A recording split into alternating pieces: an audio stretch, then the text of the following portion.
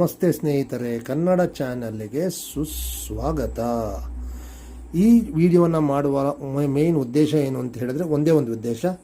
ನಮ್ಮ ಸರ್ಕಾರ MiG-21 ಅಂತೂ ಇಂತೂ ರಿಟೈರ್ ಮಾಡ್ತಾ ಇದೆ.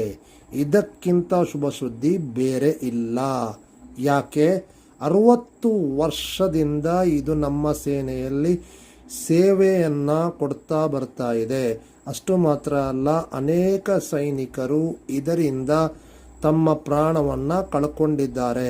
ಯುದ್ಧದಲ್ಲಿ ಸೈನಿಕರು ಪ್ರಾಣ ಕಳ್ಕೊಂಡಿದ್ದಾರೋ ಬಿಟ್ಟಾರೋ ಗೊತ್ತಿಲ್ಲ, ಆದರೆ ಇದನ್ನು ಹಾರಿಸಿ ಅನೇಕ ಸೈನಿಕರು ತಮ್ಮ ಪ್ರಾಣವನ್ನು ಕಳ್ಕೊಂಡಿದ್ದಾರೆ.